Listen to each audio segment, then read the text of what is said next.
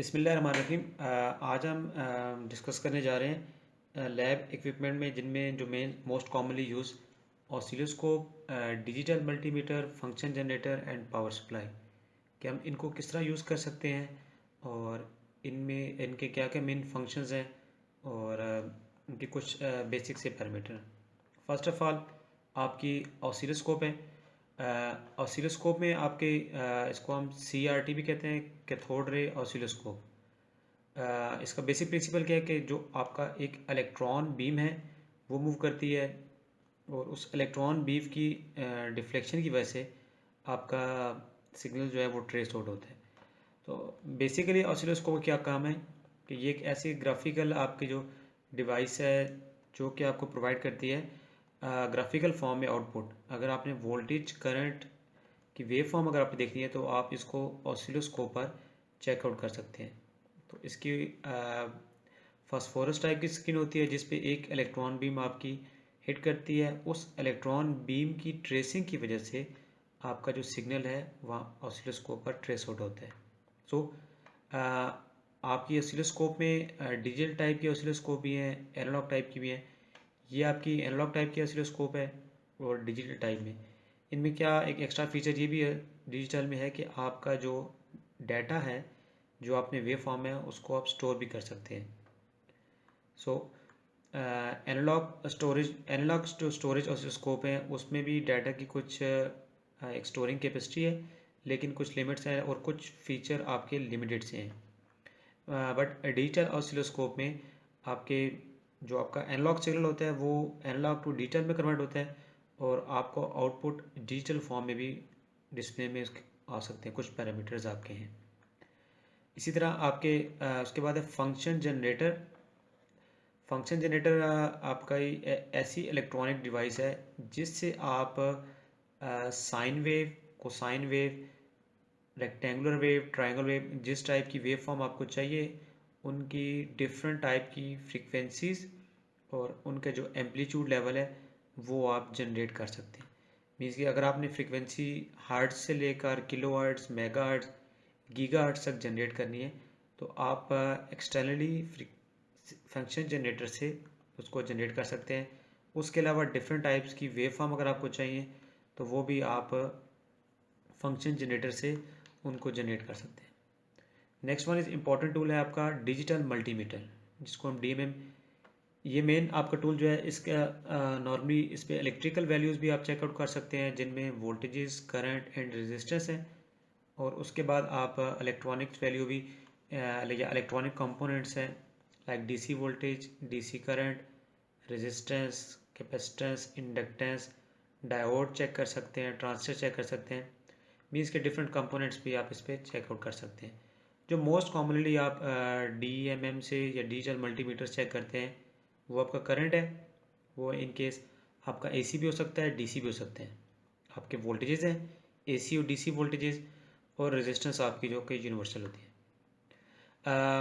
ये भी एक न्यू फॉर्म का डिजिटल DMM मल्टीमीटर है जिस पे आपको मुख्तलिफ ऑप्शन नज़र आ रही हैं। अगर हम राइट साइड पे देखें तो ये जो फर्स्ट वन प्रॉब है हमारी ये वाली इस पे अगर आप देखें तो आपको यहाँ पर रेजिस्टेंस शो हो रही है और रेजिस्टेंस के साथ आपको ओम की भी वैल्यू नज़र आ रही है और ये आपकी पॉजिटिव प्रॉब है। और इसी तरह अगर आप इधर नीचे आ जाएं, यहाँ पर आपको 2 एम्पेयर शो हो रही है कुछ वैल्यूज़। अभी इसके बारे में वन बाय वन डिस्कस करते हैं। और ये आपका ग्राउंड टर्मिनल्स हैं। ये जो आपका पॉइंट है यहाँ पर आप फ्यूज़ लगाते हैं इस डिवाइस की प्रोटेक्शन के लिए। और ये वाली जो रेड प्रॉब है इस पे देखिए आपका 20 एम्पेयर मैक्सिमम। मीन्स कि अगर आप एक्सपेरिमेंट कर रहे हैं और आपको आइडिया है कि आपके करंट की वैल्यू कम है, 2 एम्पेयर है या 2 एम्पेयर से कम है, तो आप उसके लिए ये दो प्रॉब्स यूज़ करेंगे। अगर आपको लगे कि आपके करंट की वैल्यू ज़्यादा है तो उसके लिए आप पॉजिटिव प्रॉब ये यूज़ करेंगे और ग्राउंड जो प्रॉब है वो कॉमन सबके लिए यूज़ होंगे। और इन केस आपने DC वैल्यू चेक करनी है या AC वैल्यू चेक करनी है, ये रेंज गिवन है, तो उसके लिए आप ये वाली प्रॉब और ये कॉमन प्रॉब यूज़ करेंगे। और अगर आपने डायोड चेक करना है या कॉन्टिन्यूटी चेक करनी है, आपने रेजिस्टेंस चेक करनी है, उसके लिए ये टॉप वाली प्रॉब और ये वाली आप ग्राउंड आपकी कॉमन है। और सिंपली जब आपको लो करंट के लिए आपको चाहिए 2 एम्पेयर के लिए, तो आप इस वाली प्रोब में लगा देंगे। रेजिस्टेंस, डायोड की कॉन्टीन्यूटी, आपने ट्रांजिस्टर चेक करना है तो इसको प्रोब में लगाएंगे। और आपके अगर ज़्यादा करंट की वैल्यू वोल्टेज की है तो आप इस वाली प्रोब में लगाएंगे। इसी तरह अगर आप इधर आ जाएं, यहाँ पर डिफरेंट आपको ऑप्शंस हैं। ये फर्स्ट वन वाली कैलिब्रेशन की है, ऑटोमेटिक, इसकी ज़रूरत नहीं है आपको।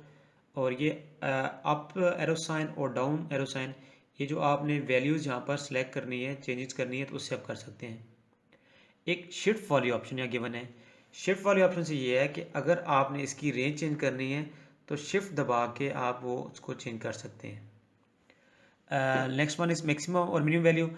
आपने डायोड को चेक करना है तो आप इसको यहाँ से इस पर क्लिक करेंगे तो आपके डायोड की वहाँ पर डिफरेंट पैरामीटर आ जाएंगे। आपने रेजिस्टेंस चेक करनी है तो ये देखो ओम की वैल्यू है, तो इस वाले आप स्विच को प्रेस करेंगे तो आपका वो ऑटोमेटिकली आपकी रेजिस्टेंस पे चला जाएगा। आपने एसी वोल्टेज चेक करने हैं, अगर मिली वोल्ट्स में है तो आप इस वाली ऑप्शन पे इनको सेलेक्ट करेंगे। आपने डीसी चेक करने हैं मिली वोल्ट्स में तो इसको देखेंगे।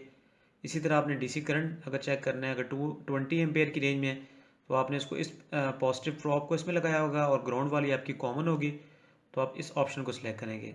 इसी तरह अगर आपने एसी करंट ज़्यादा वैल्यू चेक करना है और फर्दर नीचे अगर आपने पावर चेक करनी है या आपने डाटा को होल्ड करना है, तो ये आपकी मोस्ट कॉमनली जो चीज़ें यूज़ होंगी।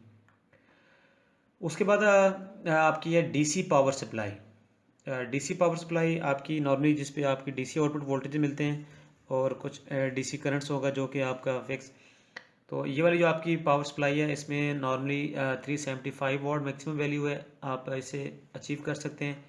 और इस पे आप 3 स्केल है। एक ये फर्स्ट वाली स्केल अगर आप देखें, ये वाली जो स्केल है, एक ये है, एक आपका ये वाला सेक्शन है और एक आपका ये वाला सेक्शन है। तो ये जो सबसे राइट साइड पे है ये आपके फिक्स वैल्यू है करंट की, जो कि आपको मिलेगी 5 वोल्ट 3 एम्पेयर। और नेक्स्ट वाली जो आपके दो आपके ये सेक्शन हैं, ये फर्स्ट वाला सेक्शन आपके इस यूनिट के लिए है और सेकंड वाला सेक्शन आपके इस यूनिट के लिए।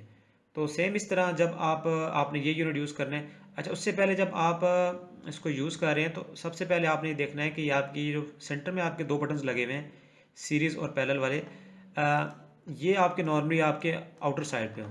मीन्स कि अगर आपके ये जो 2 बटन्स हैं अगर ये प्रेस हुए होंगे तो आपकी ये दोनों जो सप्लाईज हैं ये आपकी पैरेलल में आ जाएंगी। और अगर एक प्रेस होगा और एक प्रेस नहीं होगा तो एक सीरीज़ में होगी और एक पैरेलल में होगी।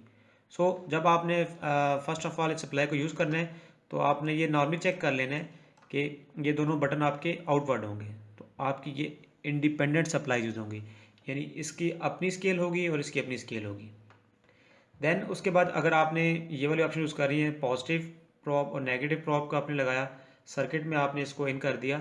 उसके बाद आपने देखना है कि आपकी क्योंकि सोर्स जो है डीसी सप्लाई है, आपने अब इसके डिफरेंट चैनल्स हैं।